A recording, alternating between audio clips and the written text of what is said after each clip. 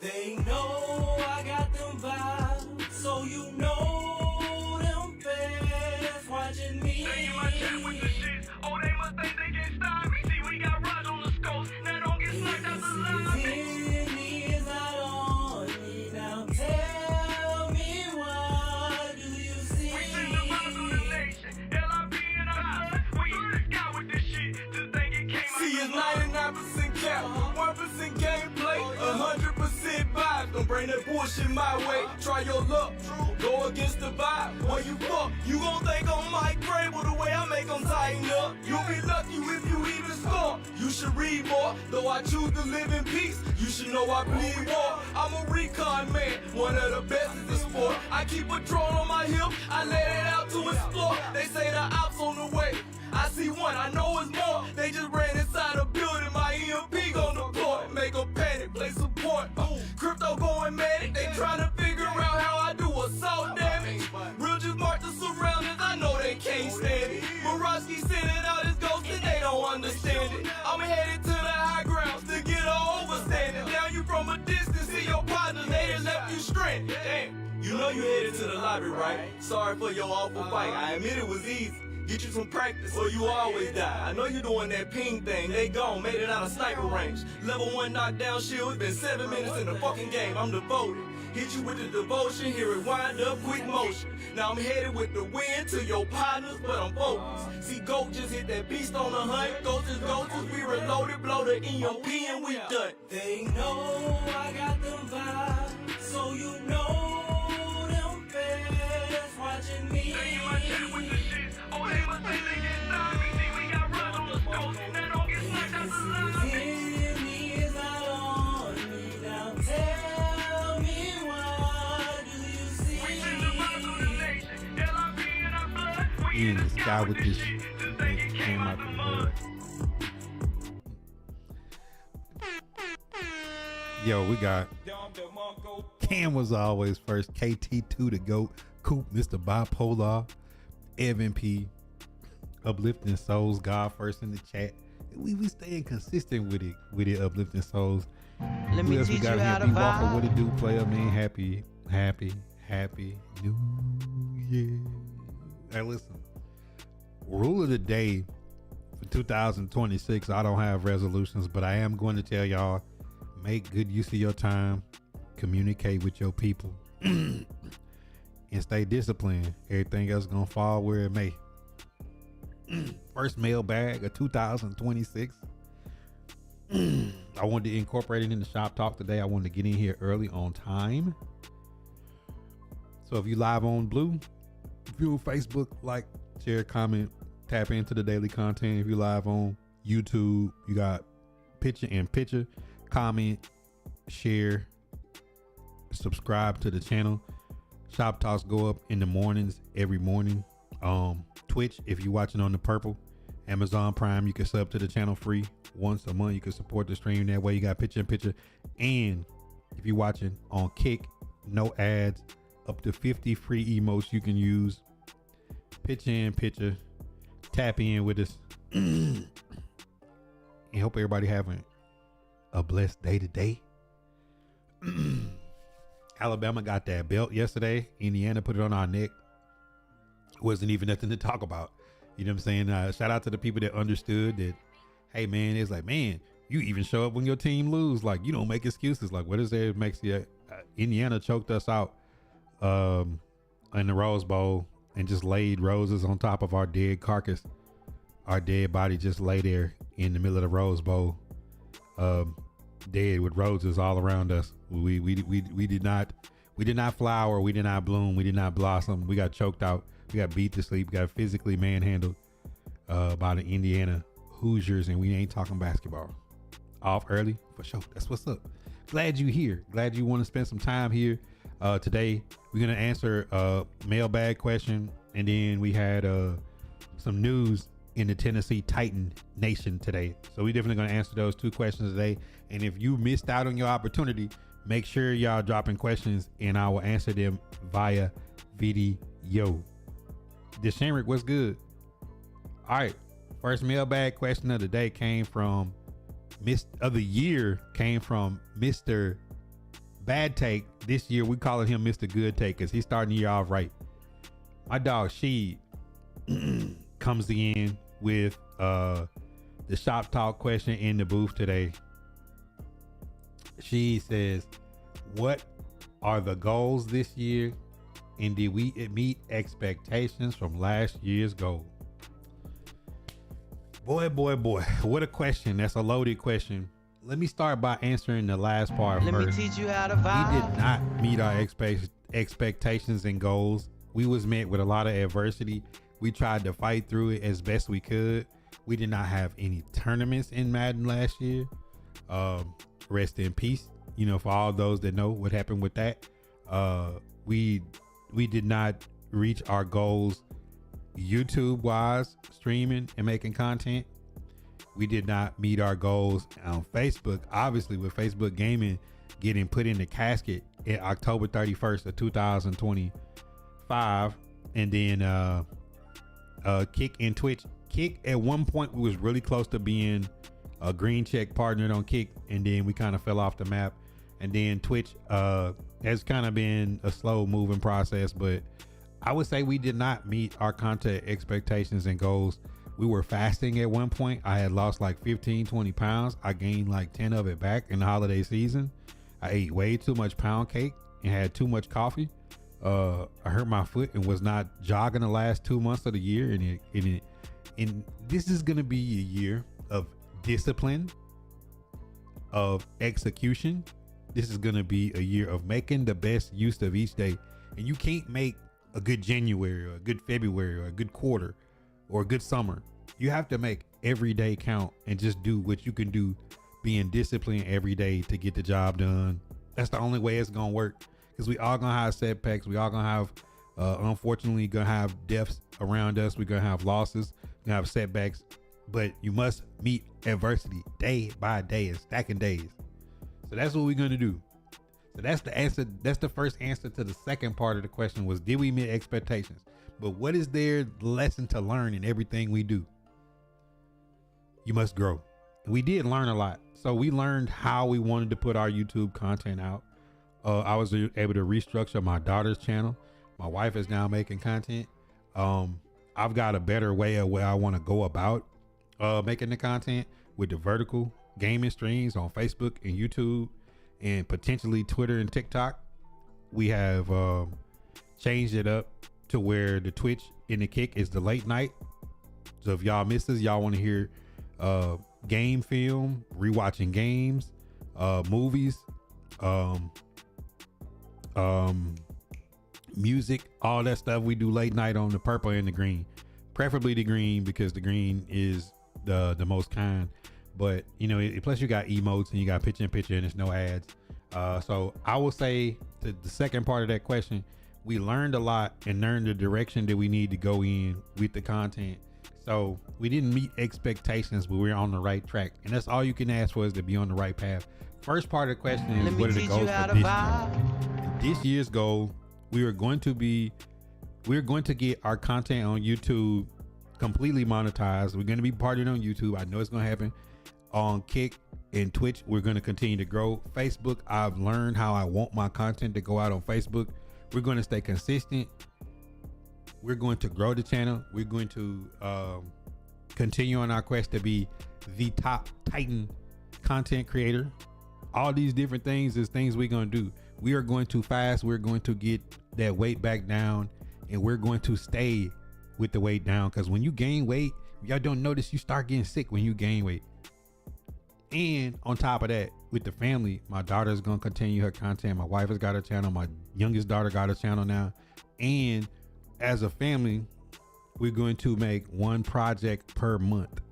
Might not make content out of it, but we're gonna do one project, and we've already started. So first one is the attic and the garage, and putting new shelving and cleaning those areas out. And it's a channel on YouTube I really like. It's called Dual Lex. It's a black dude out of New York that rebuild vans, and he rebuilding a house right now. He doing it with he do it all by hand. So like, I got inspired by watching that channel. Yeah, I'm gonna get some projects done this year. It's gonna happen. So those are the goals for this year is to take the content that we've now structured to the next level. That every day, Monday through Friday at 8 a.m., y'all get a YouTube shop talk broken down. That you get shorts, that you get that you get vertical content as well as regular standard content. That you get projects once a month. That the whole family, from my kids dancing and gaming videos, and that's the main thing, is to stay focused and stay disciplined this year. And far as what I want to accomplish, I always set the bar high for myself. So it's like I don't usually ever hit my goals. You know, even when I was like the first wave of Madden Facebook partners on Facebook, when it happened, people was like, man, this I'm like, bro, that's not where I want to be. You know what I'm saying? Like, I want to be a household name. I don't care about being a Facebook partner. That don't mean nothing. You know what I'm saying? And that's my approach, is like, I see myself as somebody that could be Let me teach at you the how top to of the game. vibe. So if I'm not that, then, you know, it's kind of like the Alabama motto. It's like, it's championship or bust. You know, it's like, if we didn't get the championship, we didn't make it. Who cares if we was one play away from the Super Bowl? Like, I don't care about that. You know, it just ain't Super Bowl 34 Titans versus Rams. I want to win the championship. So that's that good answer. To shout out to my dog She, who been a loyal supporter, always in the content, always hitting like on the YouTube, the Facebook, wherever he can, and always being tapped in. Shout out to Mr. 52, Mr. Bad Take, She, for the first interesting question of the year in the mailbag. All right, then we're gonna get into the second mailbag question. Now I'm gonna answer some of y'all respondents from the college football playoffs. It has been because we got a bunch of teams that's never been there or haven't been there in a long time. So Ole Miss, Miami, Indiana, and Oregon, we're gonna get a new champion this year, and it has been interesting to say the least. Ready for your game tomorrow? Yeah, I mean, what we got, 49ers versus the Seahawks for it all. You got the Jags versus the Titans for the South, even though you got the Panthers and the Bucks for the South, and then you got the Ravens and Steelers for the North. And if I'll give my spiel on those, I want the Ravens to win, because if the Ravens win, the Titans get a 4th round pick instead of a 5th round pick. I want the Titans to play well, but ultimately not win, because I want a shot at a better draft pick. I want the Panthers and Bucks to be a really good game, because I like both teams. I don't have a dog in that fight. Same with the 49ers and Seahawks. I don't have a dog in that fight. But I want to see some good football. I want to see some good games this weekend, so we can enjoy the last of our college and NFL football season before we stuck with like track and field and baseball and NBA boring. You know, I need to enjoy the rest of this season. Statman, what's good? Uplifting souls. Yeah, it's gonna be some good games. And Zay, John David, Joe, Jay, TJ, what up? I just definitely want to see some good football.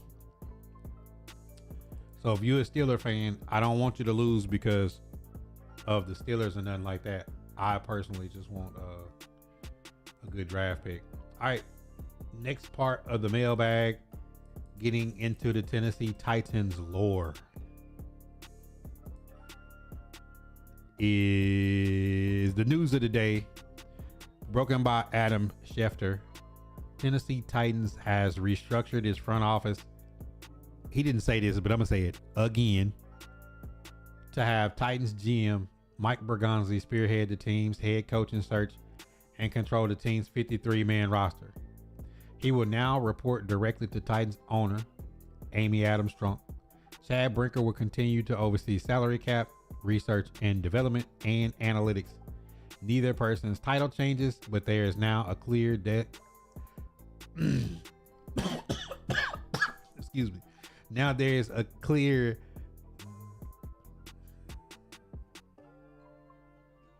what kind of word did Schefter try to throw? There's clear hierarchy, and the two men have agreed on the adjusted front office format. Why did Why did Schefter try to throw this word in?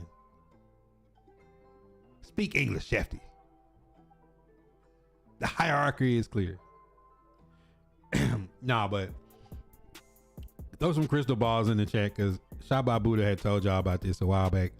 I'm usually never wrong when I make my stabs at shots like this. I said Mike Borgonzi when they had that press conference back and they had him with his head down that they're gonna have to let him pick his coach and be tied to the coach that he wants because his job will be tied to the coach as well. That is exactly what I thought would happen. And now when you look into this, what does that mean? It means that there are not so many chefs in the kitchen cooking. That is no longer the case. People now have to apologize to Amy Adams Strunk as her call to get rid of Brian Callahan was the right one. The team, including Cam Ward, all played better in the second half of the season. Gunnar Helm broke a record. Cam Ward broke records. Jim DK broke Tim Brown's record.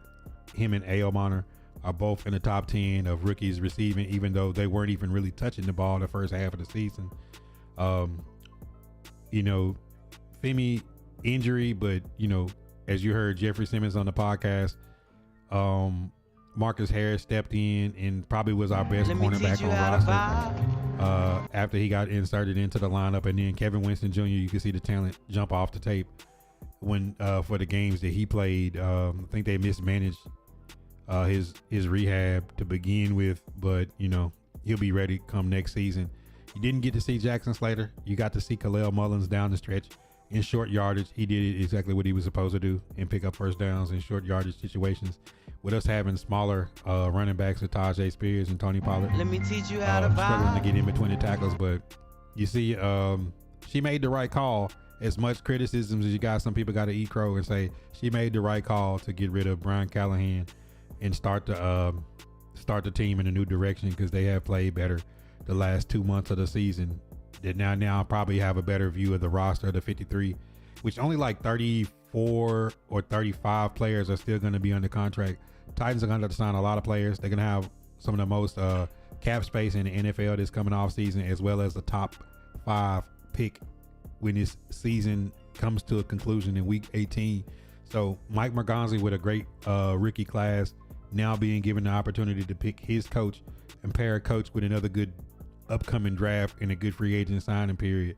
Titans should be able to compete, not contend for the division, but they should be able to compete and not look like a team out of sorts like they was the first 2 months of the season under Brian Callahan. So this should be interesting to see exactly what Borgonzi wants as a coach.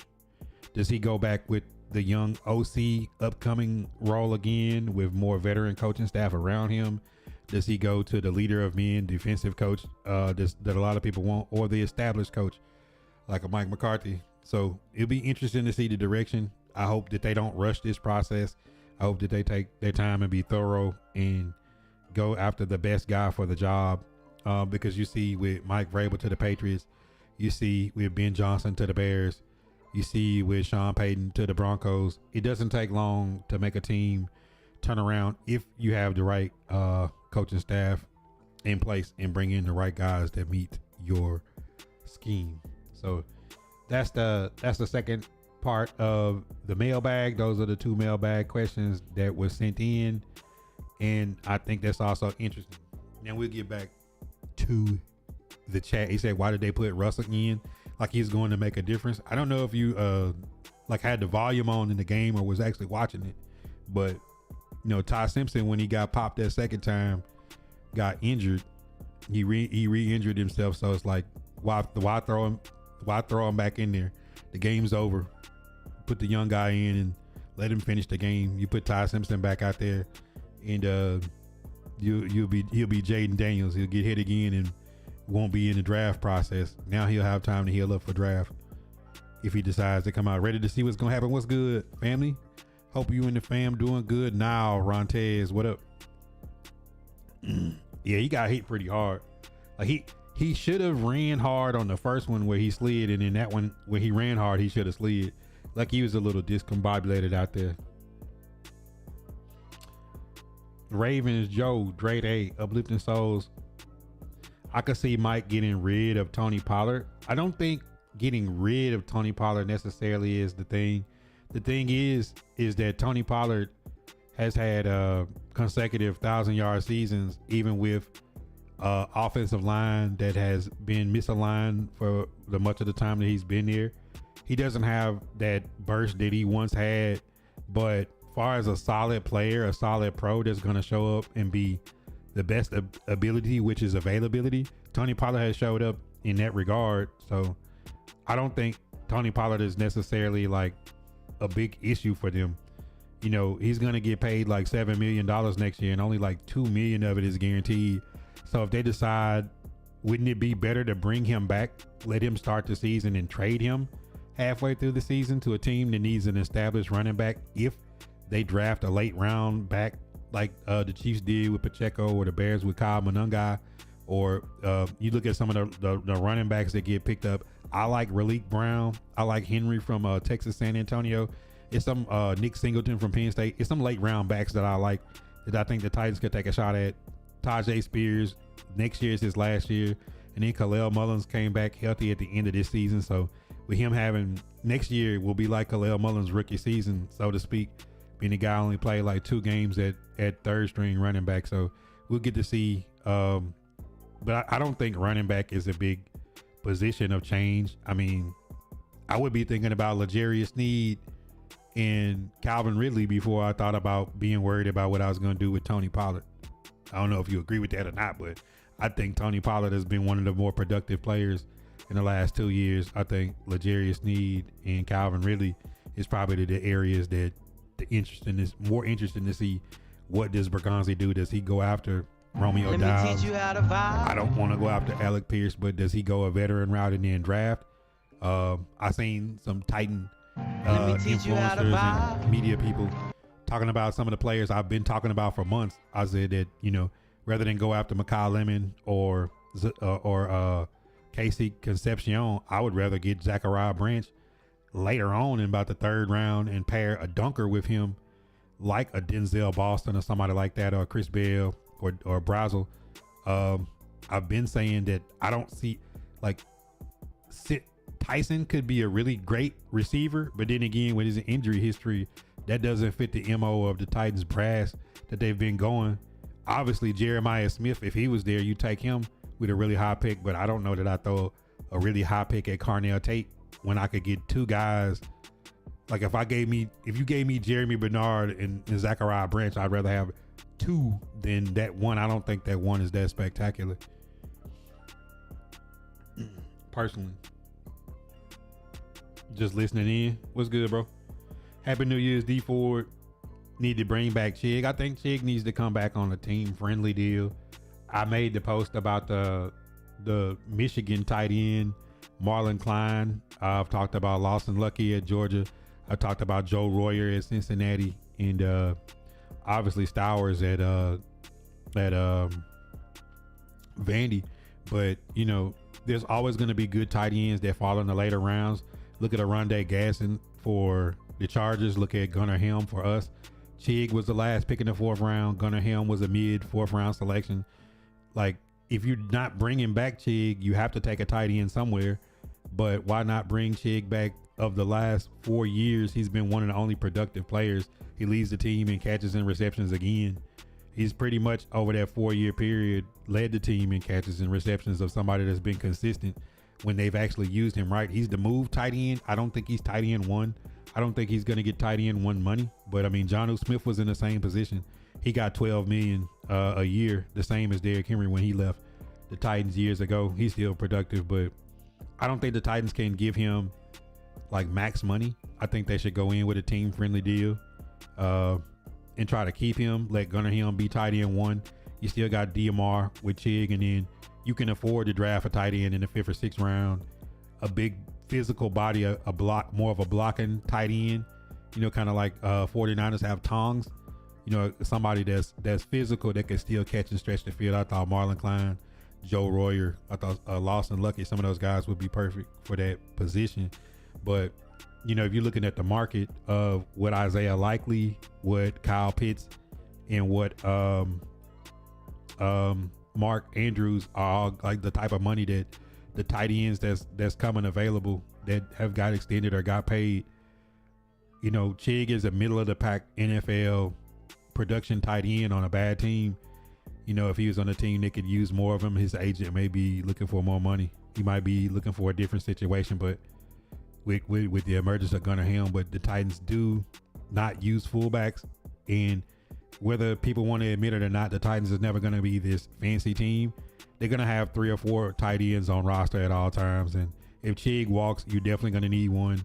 You don't want to spend a bunch of free agent money on a tight end, but you know, if the Titans could bring Chig back on a team-friendly deal and still draft another guy, they need depth. The Titans need a really good 53. People need to stop thinking like, oh, we got Helm. Okay, so what if Helm gets hurt and you don't bring back Chig? Are you comfortable with just DMR? Udokoya went to the Patriots with Vrabel the week we played them. So, you know, when you get down to it, you need depth at every position. In the Tennessee Titans with the up and down play of the offensive line, multiple tight end looks are the way to protect the quarterback and still be productive. Look at Oregon's offense yesterday. Look at the 49ers offense. Good teams have good tight ends and not just one of them. Leading towards edge with the first pick. I've been telling y'all all year, like, just listen to Shotbybuddha, bro. Like, if you're going to burn a first pick in the top 5, it's got to be edge. If you're the Titans this year. If it's not edge in the top 5, if you trade back, you got to be looking at best player available, whether you thinking about offensive line. I don't think you take another interior lineman in the first round because I think Pregnon and Basantis and a couple of guys, interior guys, are going to be around in the lower picks that you could pick up. But if the Tennessee Titans don't go edge, which it's going to be some really good edges coming out in this draft. Ruben Bain, Mesidor, David Bailey, Keldrick Falk, Arvell Reese. You see some good edges that's gonna come out in this draft. So it just depends on best player available. I think personally, Tennessee Titans, if you get a top 5 pick, if you get a chance to trade back like last year in package like Femi and Winston was, if you get a chance to package back, let's say you traded back and you took David Bailey in the later of the first round, and then you got an extra pick, and that's Keontae Scott, that's Dalen Everett, that's Chris Johnson out of San Diego State, Will Lee out of Texas A&M. You get to package a corner with that, or you in the second, let's say you did that, and then in the second round you went offensive guard if you didn't get one in free agency, and then you went with a receiver like Zachariah Branch with your third pick, and you would add some twitch to your wide receiver room, and then you went and got Romeo Dobbs and you went veteran receiver. It's a lot of different options you could do, but if the Titans stay in the top 5 and pick, it's got to be edge. You know, if it was Ruben Bain, if it's Arvell Reese, if it's Keldrick Falk, if it's any of the guys that's up there, after they do the combine, we'll have a better look at the AI on where they think people will go. But you know, once it fills out, if you're the Titans, if you picking high, it's got to be edge. You know, I don't see any corners in this that's like a Pat Surtain. I don't see that shutdown guy. The real solid pick in the secondary this year in the top 10 is probably going to be Caleb Downs. But, you know, who knows? You know, somebody's going to run a crazy 40 time. Somebody's going to go back to school. Somebody's going to come out. Somebody's going to get arrested. So it's interesting time of year if you a team on a rebuild to just watch the board. I like the Notre Dame coach for the Titans. I think he'll be a good hire. If it ain't him, I say Mike McCarthy. Well, one, I think that Notre Dame's coach, I think he'd be dumb to leave Notre Dame. It's more guaranteed money. It's a more stable situation. I like the coach. I just don't think that it would make sense for him to leave. I mean, you think about Brian Kelly getting $50 million guaranteed to get fired. You know, why would you leave those type of situations to come to the NFL? And he hasn't won a championship in college. Mike McCarthy's got to want to come here. You know, you got to say Mike McCarthy's got history in the NFC East. If the Giants came calling, would he want to go back to a division that he's comfortable with? He'll get to play against the Cowboys. How strong is his connection with Mike Borgonzi leading the coaching search? Not Chad Brinker. Chad Brinker is the one that has the Packers history. So, you know, you gotta want to come here too. That's the one thing about free agents and coaches. They gotta want to come to Nashville. A draft pick is different. Big Jason say, let's go Niners. Purdy's him. I mean, Kyle Shanahan is him. It didn't matter if there was Nick Bosa. It didn't matter if it was Fred Warner. It didn't matter if it's Charvarius Ward, Talanoa Hufanga, Greenlaw, Chase Young. Like y'all have been like Brandon Ayuk, Pearsall in and out, Tongs instead of Kittle. You know, like it really didn't matter who y'all had in the game. This year, Kyle Shanahan's found a way to get it done. And Brock Purdy has played good, but Mac Jones played good too as well in his absence. So I would lean more into Kyle Shanahan than any of the players. Like him and Robert Saleh with, you know, playing with backups pretty much this year has still found a way to play for the division. So he was my choice for coach of the year, not the other guys. I had Kyle Shanahan. I think he was dealt the craziest hand to still get there. Would you get another backup quarterback? I think Will Levis comes back, shows that he's healthy, shows that he's still can throw the football. I think somebody actually gives us a pretty decent draft pick to get Will Levis off of our roster. I think Tim Boyle and Brandon Allen had absolutely nothing to offer. I thought they should have been cut, both of them, when they got rid of Callahan. Those was Callahan's guys to help put his system in. I would not want any of them playing football for the Tennessee Titans. So I do think the Titans will get another backup QB behind Cam Ward because he took a beating his rookie season. Would the Titans be better suited in 13 personnel? They don't have the players.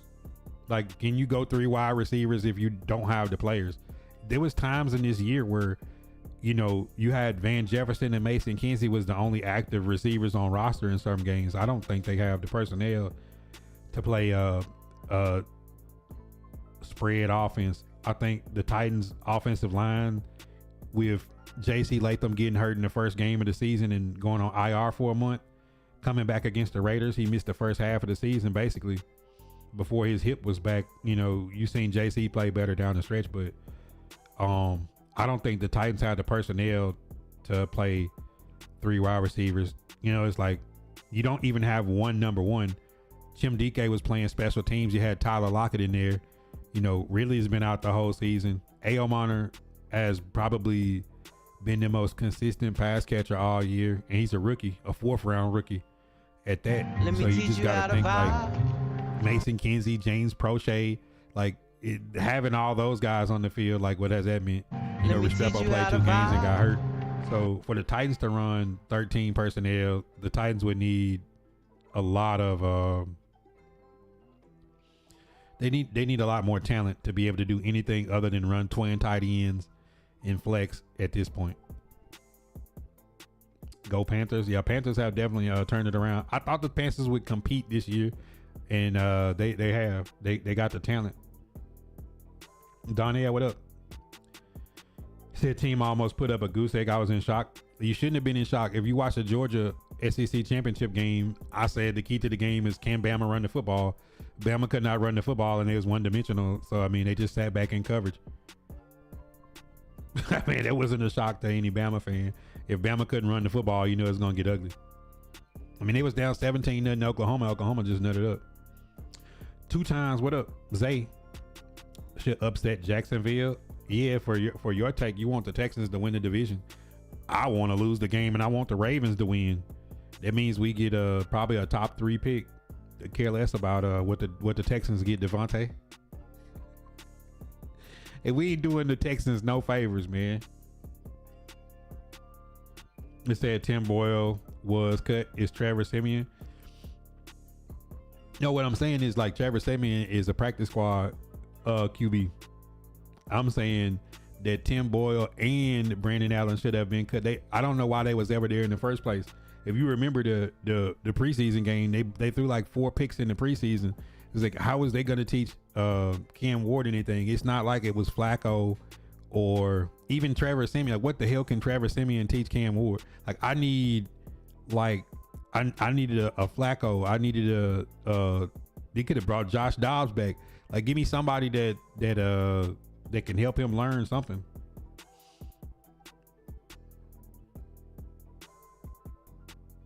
He said Bobo ain't at Georgia no more. I think that Georgia just was a solid team, not some like top heavy talent team. Like, Ole Miss is probably a more talented team than Georgia. And I picked Georgia because of the coach, not because of the players. We ain't doing them no favors, KT too. Like, whether it was Trevor Siemian that came on the practice squad, or Tim Boyle, or Brandon Allen, like, because Brandon Allen's been QB2 on the depth chart all year. I just don't see a reasoning to, like, if you was gonna have a backup QB, like, can it be like somebody that he could learn from? Like, even like Jameis Winston on the Giants, like, just for pure energy and positivity. Like, I don't even ever think like what the hell was Cam Ward gonna learn from Brandon Allen and Tim Boyle? Ole Miss finna win the whole thing. I don't care who wins at this point. When Bama ain't in there, I just watch for some good content. Lil D Ford, Comedy 2 times, Fonza Donnell. Appreciate y'all reacting to the stream. Keep the questions coming though. I love when the questions come in. We already answered the first 2 mailbag questions that was dropped. I'll post those on YouTube, 8 a.m. on my YouTube. Make sure y'all turn the notification bell on. Shop Talk gets condensed and broken down onto YouTube every morning. He said Brandon Allen was glitching. I mean, in preseason, bro, like, the dude was just like throwing pick out. Him and Tim Boy was just throwing pick out the pick. So it's like, if you're gonna bring in a veteran QB to help Cam Ward, it's got to be somebody that could actually teach him something. Like, I don't know what they could possibly teach him. And to be honest, to your point, Dre Day, if they was going to cut Tim Boyle and pick up Trevor Siemian, I would have rather them cut Brandon Allen too and just put Trevor Siemian into QB2 role. I don't want nobody from the Callahan school teaching nothing to Cam Ward. He said, what does Bama need to do to get back to old Bama? They there. I mean, Bama's going to put guys into the NFL. Bama's going to be on primetime TV. Bama's in the playoffs. Bama couldn't run the ball this year.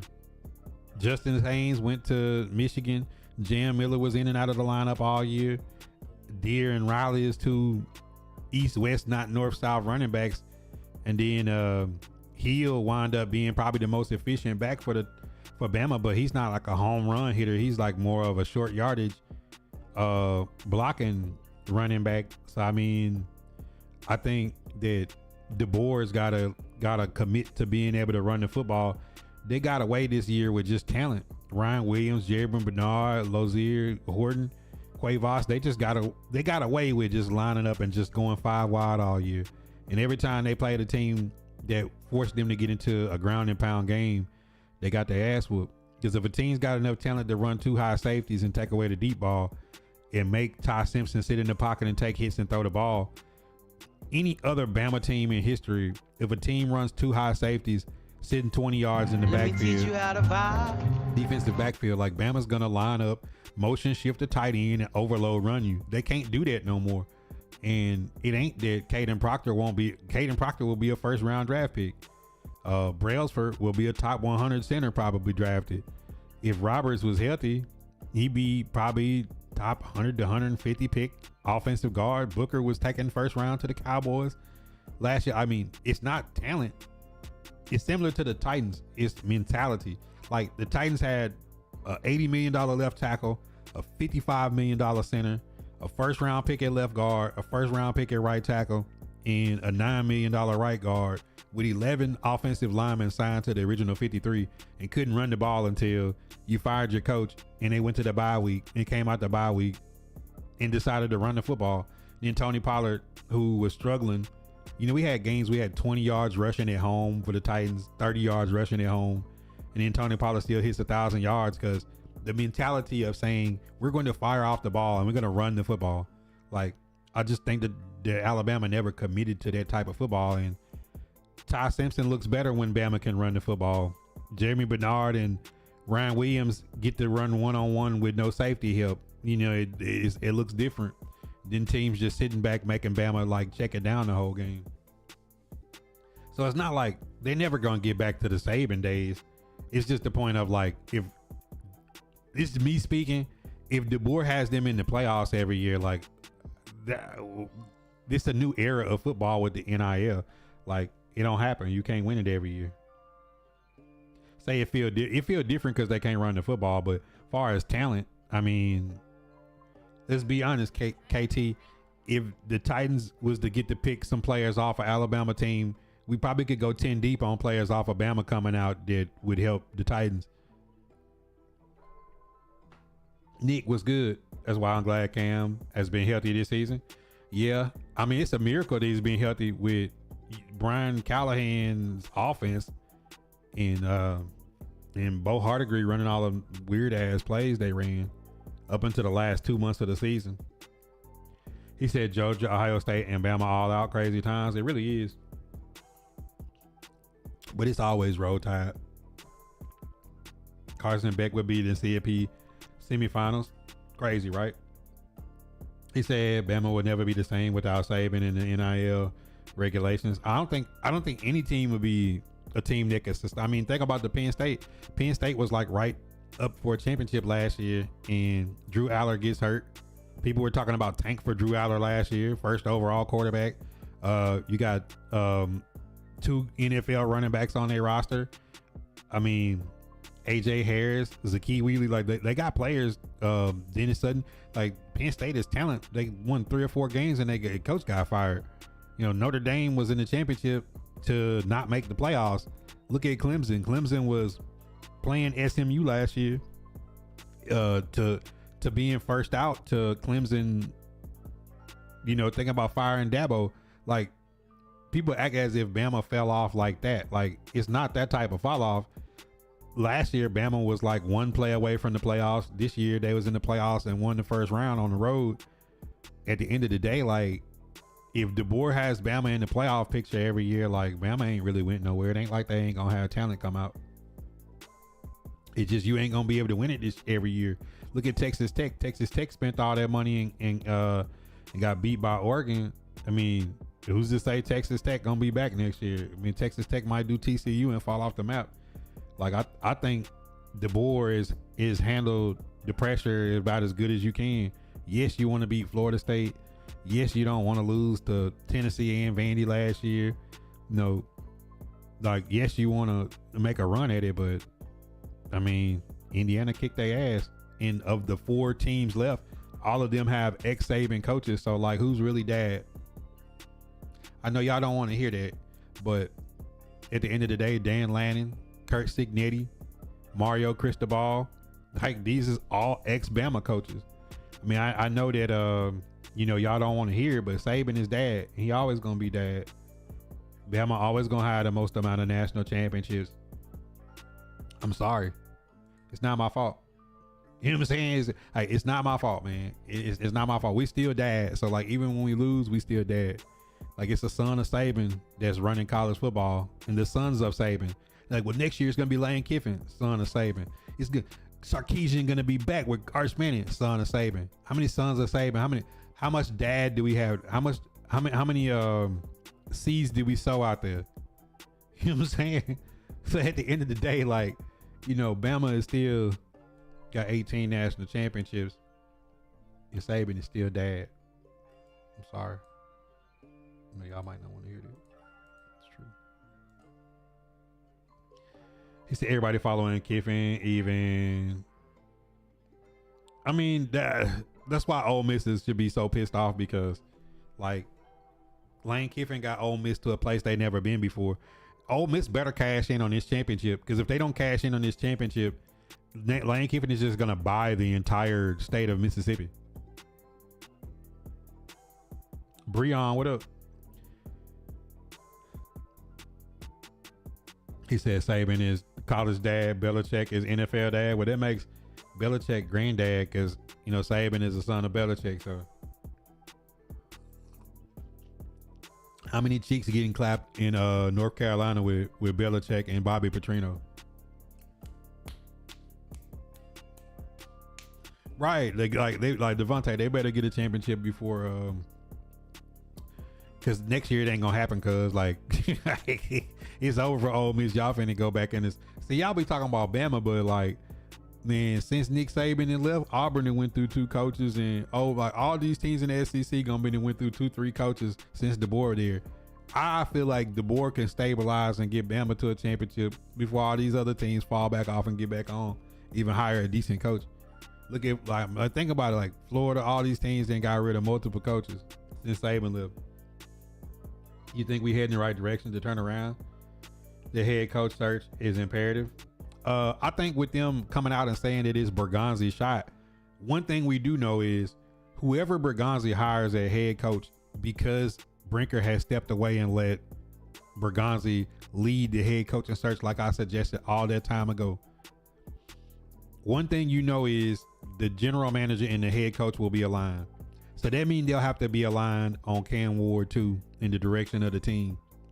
So if Borgonzi lays out his plan for what he wants to do with the roster, this head coach that he hires is going to be somebody that is okay with it and cool with it. If he puts a draft class together like he did last year, and you know, given the circumstances, I'm gonna say he's playing 500 ball on free agency. Van Jefferson was a good pickup. Tyler Lockett was not. I understood bringing Diggs back, but if you had Xavier Woods already another veteran and you extended Hook with knowing Kevin Winston was going to be the future, I think they should have went in a different direction than with that.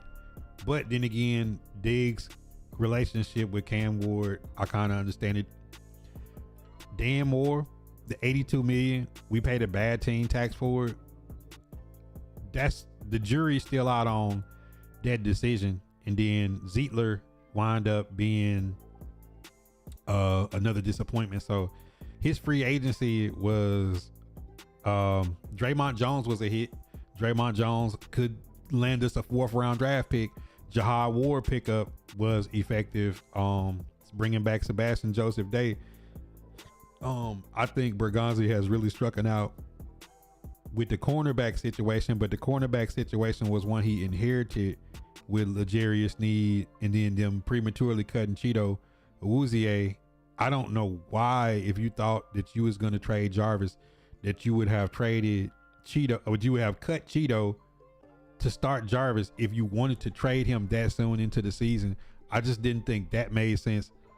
And then not knowing if none of us fans knew if Sneed was going to be ready to start the season. We heard nothing about him. And then boom, he starts, but Cheeto gets cut and goes to the Ravens and start. And then you trade Jarvis 2 weeks into the season. You're saying, why didn't you just keep Cheeto? You already paid him to play on the Ravens. You know, that would have sounded different, right? L'Jarius Sneed, Cheeto, Roger McCreary, trade Jarvis. Like that would have sounded completely different, but now that they've been on from Sneed to Cheeto to Jarvis to Roger, Armar Davis, Womack, Baker Jr., Kamon Hall, Michael Robinson, Kerry Long, bro, you're 10 deep at corner in one off season. Borgonzi's gotta, like how we was thinking about the O-line, he need to figure the cornerback situation out. Safety, you know, you got Kevin Winston, Xavier Woods, and Amani Hooker coming back, and you could draft a guy, or you could keep your Mike Brown and your Jarek Reed and your Hallett and your Sanusi Canes and you could keep your Kendall. You could keep your 10 practice squad safeties that you've been doing, but like he's got to figure that edge and that cornerback situation out and receiver. So it's gonna be interesting to see, Dre, what exactly direction Borgonzi and the new coach decides to do at some important positions like right guard, like cornerback, like edge rusher, like receiver. He's got to figure it out and figure it out fast, because we can't do what we did. We can't be on cornerback 10 and 11. Week 18, you get ready to play the Jaguars in the season finale, and you're gonna have Kerry Long, Kamon Hall, and probably Baker Jr. if they're all available, is probably going to be the only 3 cornerbacks left on the roster that can actually physically play. You know, like they went through the practice squad. Like there's nobody else on cornerback in the practice squad. Like they're at the point of playing safeties. You got 3 safeties on IR and Kevin Winston, Xavier Woods, and Mike Brown. You down to Kendall Brooks and Hallett and Sadusi Kane. Like Jared Reed, like they are down bare bones in the secondary. Kiffin, their biggest fan, he made $250K last night. Get that money as if he needs more. Titans should hire Marcus Freeman. Only thing about it is like Freeman hasn't won a championship at the college level, and he's got a good situation in Notre Dame piping. You know what I'm saying? Like, does he leave the guaranteed money and the comfort of having Notre Dame in the playoffs pretty much every year to come to the Titans? And I know y'all might not want to hear this, but a black coach in Nashville. Now y'all might not want to hear it, but that's kind of a underlying truth of saying like you comfortable in Notre Dame, Chief. Like you might want to stay there. I think the Tennessee Titans need to bring in somebody that is real heavy entrenched in the NFL, and whether they go offensive minded coach or defensive minded coach, they need some people with some experience to come in and turn this thing around. Yeah, Devontae, you said it and you thought about it. Wow. Really, Mixie? Oh, for sure. LIP. Statman. Renardo Nick.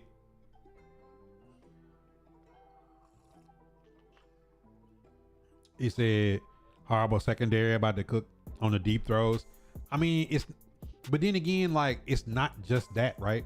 Like, you could be frustrated with the secondary, but okay, when the secondary was healthy with Snead, Brownlee, Roger McCreary, Marcus Harris, Baker Jr., when they was all healthy, our edges weren't getting to the quarterback.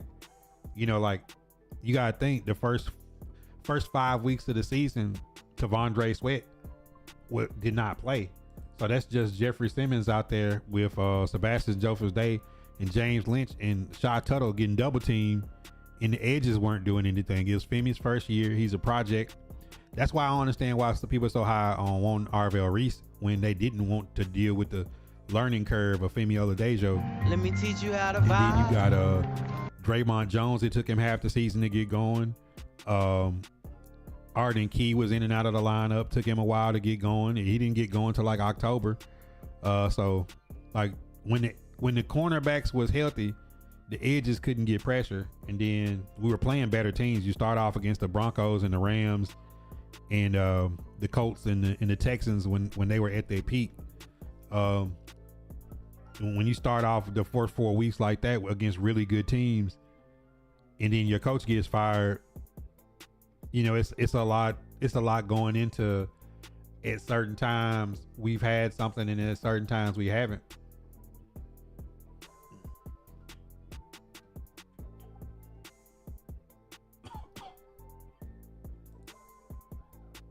So it's like, I think Denard Wilson in the secondary and Tony has done a good job with what they've given. But if you get ready to play a team and you have a 5th string free safety, a 6th string free safety, and a 7th string free safety playing your backup safety positions, and you have to play certain coverages because the guys just don't have enough time on task, then you turn around and say, we're going to bring some guys off practice squad, Kamon Hall, Kerry Long, and Baker Jr., and put them out there to guard the best receivers in the league.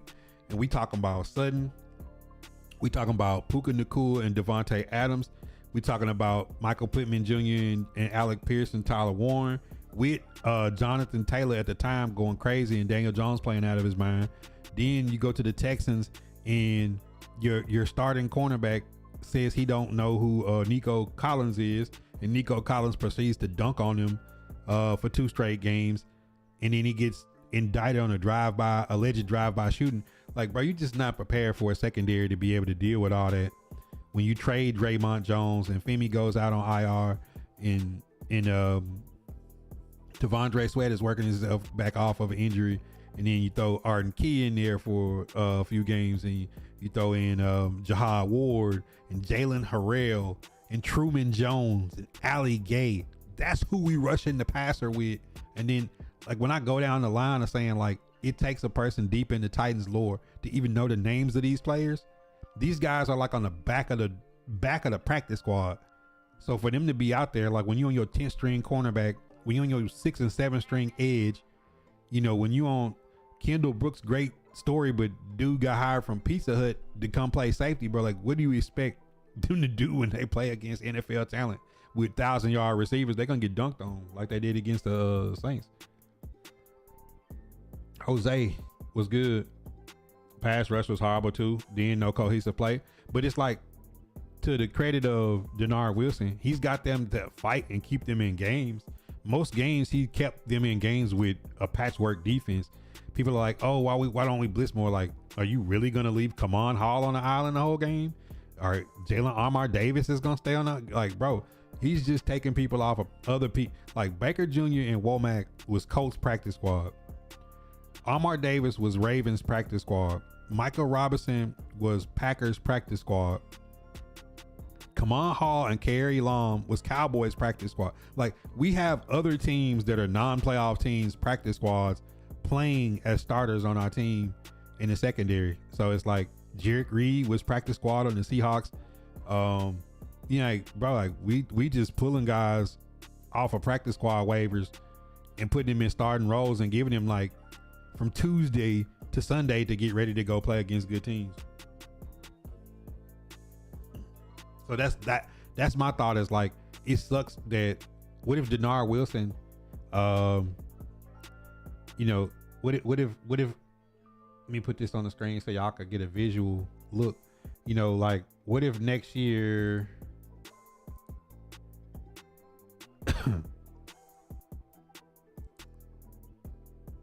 you know, just Need and Robinson to be gone. What if next year the new coach and Mike Borgonzi goes out in free agency and gets a couple good veteran corners and drafts a couple rookies? Let me teach you how to vibe. What if this is Ruben Bain and Femi, Jeffrey Simmons and T Sweat to start the year, bring Sebastian Joseph Day back, and add in another free agent edge rusher that's pretty good. You know, like I said before, like Kayvon Thibodeau, Jalen Phillips, Adafio Way, Boy Mafe. What if you had a loaded up defense like that? You know, you draft another safety late round. You know, the new coach that comes in is not out there with Van Jefferson and Mason Kinsey.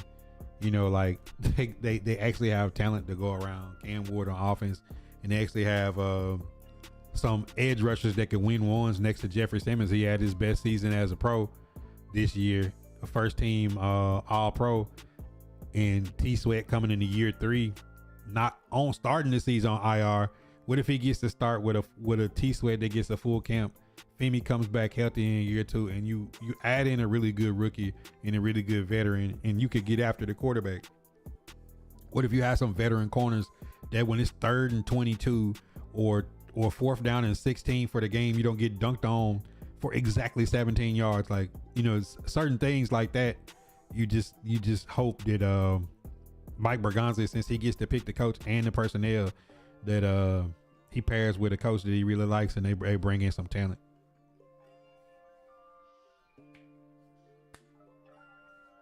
That's crazy about Joe Mixon though. Michael Montgomery, what's good? Almost an hour on the Shop Talk, man. Y'all keep the questions going. I'm gonna stay on here. And when y'all slow down, I'm gonna slow down. Man, it's been a good Shop Talk though. We done got some really good questions today. I ain't gonna cap.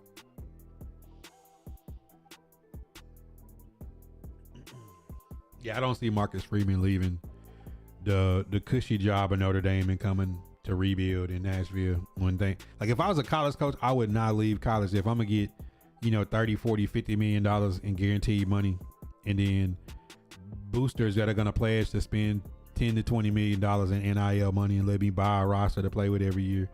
Like, I don't know how you leave that where 10 wins is a great season and you go to the playoffs, to come to the NFL where 10 wins might put you fighting for your life in week 18 to get a wild card berth.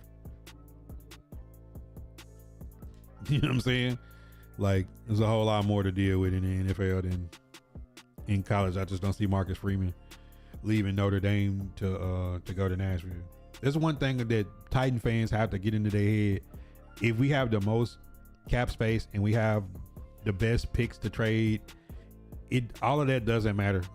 You know, it's like at the end of the day, what coach wants to come here and coach for this organization, and what free agents can they get to come here who's not coming off of gambling, who's not coming off of a major injury, who's not coming off of every other team passed on him. You know, Titans have to be able to get Let me teach you people, how to free agents and vibe. coaches that want to be in Nashville, that want to be part of Cam Ward's offense and Jeffrey Simmons' defense. Lock kick number one shoe plug in the city. And if y'all watch any of my videos or keep up with my content, I'm so far ahead of all the other people that be trying to say the players that they think that we should get. You know, it just makes sense. If the Titans don't see the edge of the future in this draft, by the time they get through Senior Bowl and they get through Combine, you got to trade out of almost every position in the draft. You got to pray that the Ravens make the playoffs and you get 2 4th-round picks, a 5th, 2 6th, a 7th, and a top 3 to 5 pick that you can trade out of and pick up another 2nd or 3rd round pick and maybe a future pick to just really load up to say, you got to have a lot of talent at corner. You got to have a lot of talent at edge. You got to have a lot of talent at wide receiver. And you got to address the right guard. So I just think that those are the like huge amount of scouting is going to have to go into some of the guys that emerge, plus some of the guys that have a good body of work. Some of the guys that I've been putting on my mocks, y'all got to see Dalen Everett. You know, you get to see some of these people I've been high on for a minute. You get to see Zachariah Branch. You get to see some of these guys that I've been like, bro, yeah. You look at Oregon's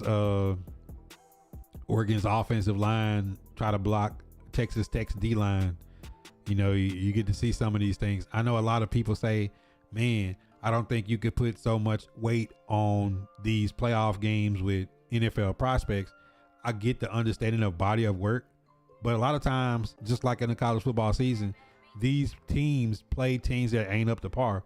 So when you get to see Alabama and Indiana match up, and you get to see Oregon and Texas Tech, when you get to see Texas A&M play Miami and Ohio State play Miami and Georgia and Auburn, you get to see people when they got somebody that can match them physically and athletically, like who steps up. Like, you know, Carnell Tate, I don't think is a top 5 pick for the Tennessee Titans.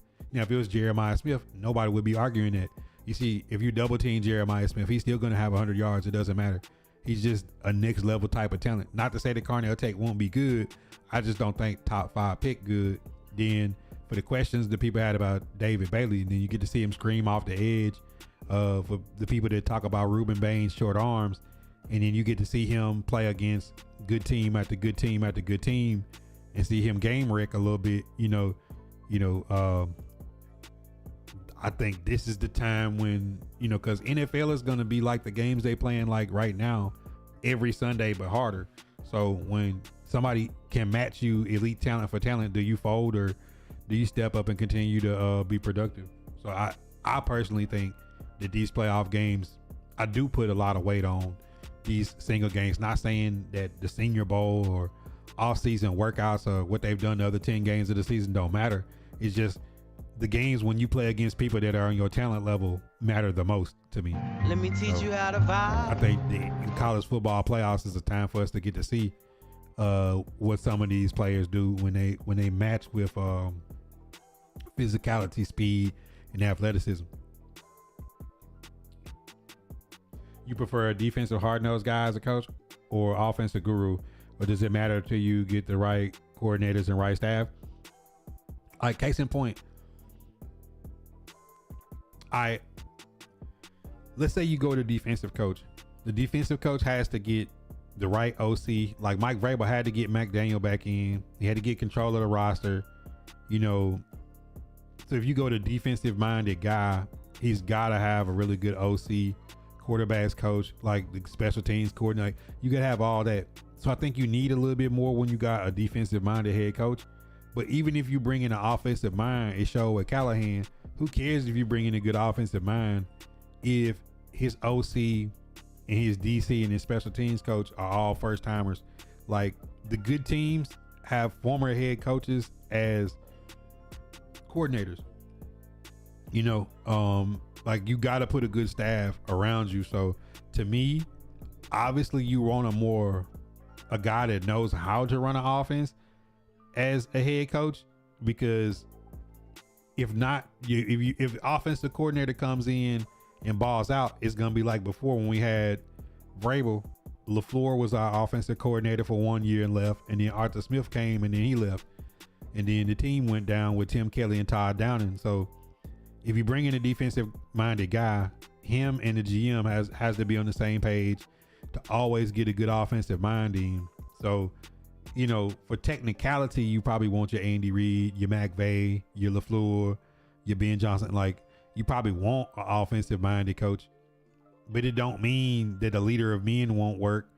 As look at the Buffalo Bills, you know, they've been able to shuffle in OCs. You know, you look at the Eagles are still winning, but their offense look different without Kellen Moore. You know, Kellen Moore has turned the Saints offense around. So I think, you know, it just depends. Like, and then even if you get a really good offensive mind, you need a really good defensive coordinator that's gonna stay, that ain't gonna bolt and take a job.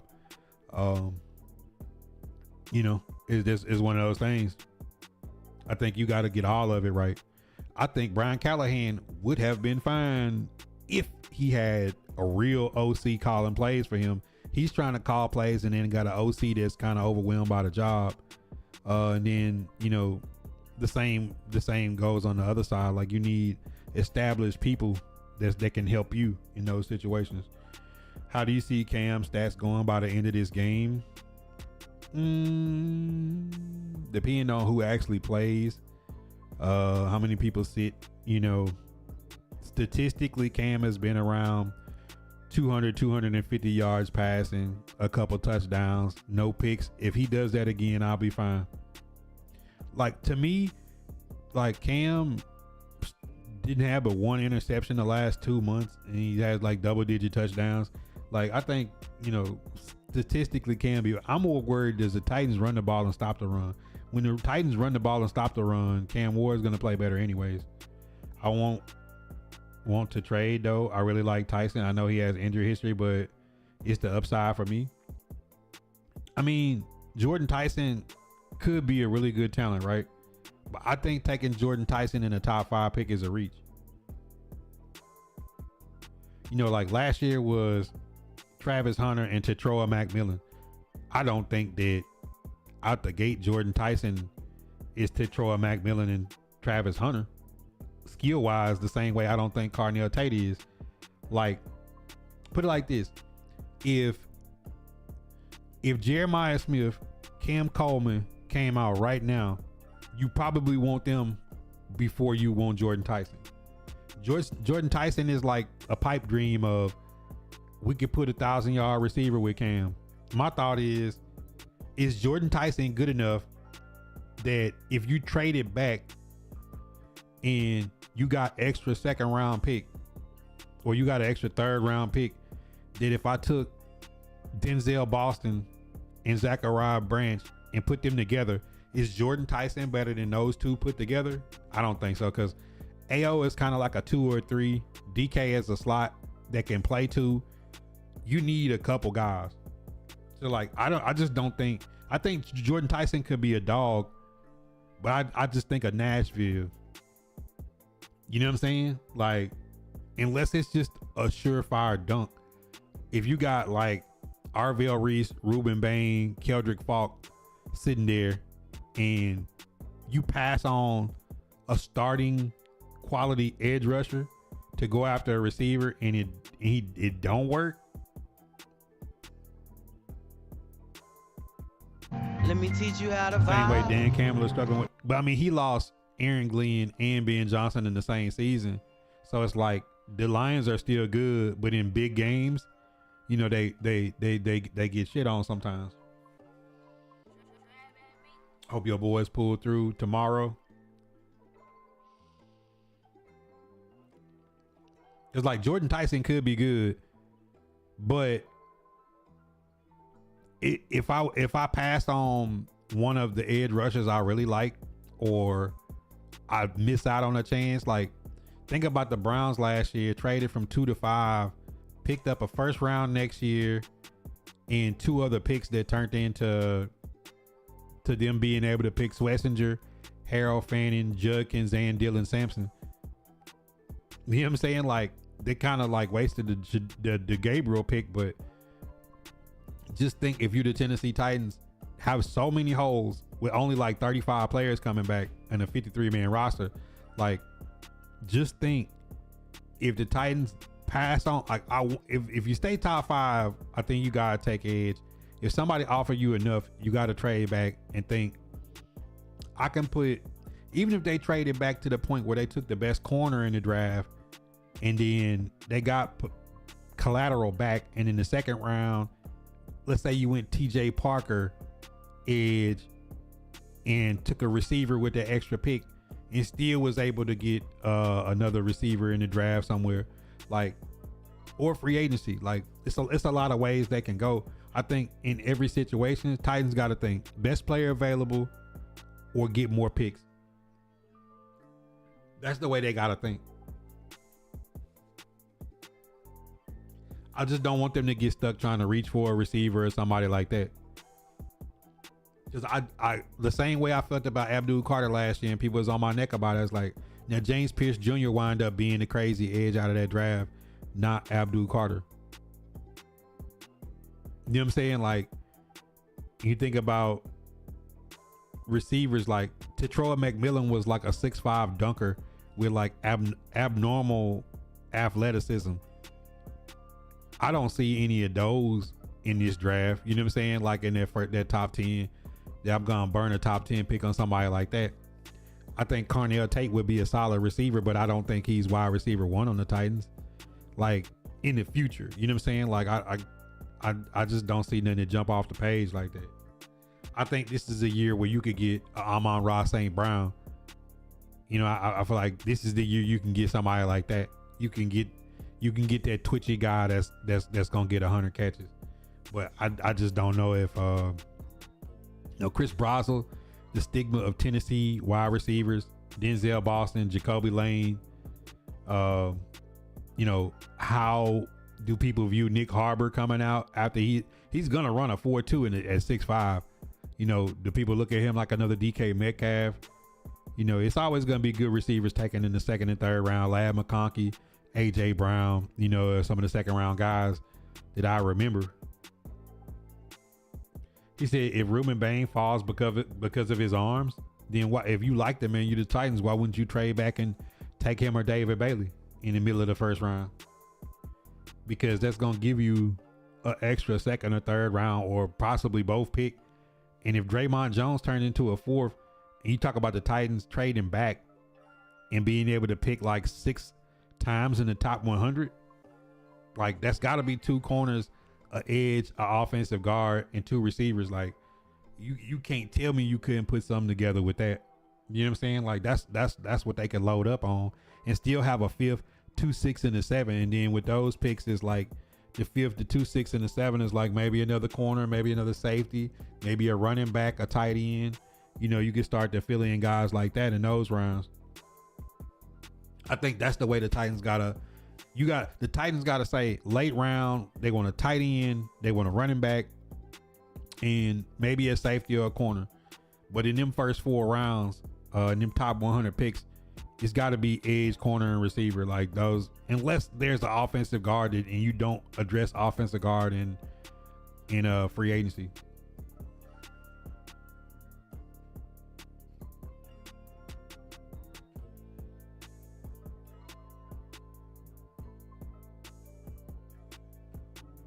But that's what I view.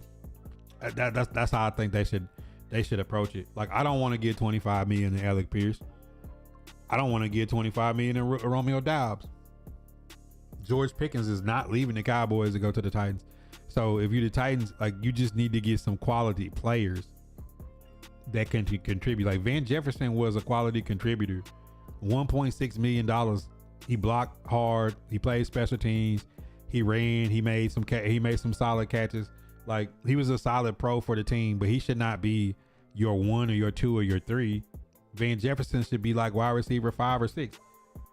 Now, if you like was to fill out your roster in free agency like that with guys that can contribute, and maybe 1 or 2 guys, maybe an edge or a corner that like starting level, and then fill the rest out in the draft, like that's the direction. And have money free, have money and draft capital free, that if you could get a Trey Hendrickson or Max Crosby or Kayvon Thibodeau or Jalen Phillips or Adafio Way or any of the guys, Boy Mafe, Tariq Woolen, Alante Tate, like if you had the money to get one of those guys, then you get him. But you're just not reaching. Tennessee Titans can't spend $80 million on Dan Moore again. They can't give $80 million to L'Jarius Sneed and he barely play again. Calvin Ridley is going to get $28 million next year, and he unfortunate injury for him this year, but he wasn't playing well before the injury. So it's like Titans, when they spend money in free agency, the player has to be productive. They got to be on the field. When you think about Sebastian Joseph Day and Xavier Woods, was pros that came in and you got your money's worth. Van Jefferson, you got your money worth. Tyler Lockett, you did not. So wherever they go in veteran help, Zietler was below average this year for $9 million. You rather see Corey Levin and Jackson Slater, Dellinger, Blake Hands, Drew Moss. I'd rather just throw one of them in than spend $10 million on right guard and guys whiffing on blocks on 4th down, 3rd and inches the whole year. So that's the way they gotta approach it in this off season. Is guys that are effective, you must keep and get a lot of effective guys and keep the money free. So when you do get a chance to take a shot at a starting level quality player in free agency, that you can acquire them, because the free agency money rolls over.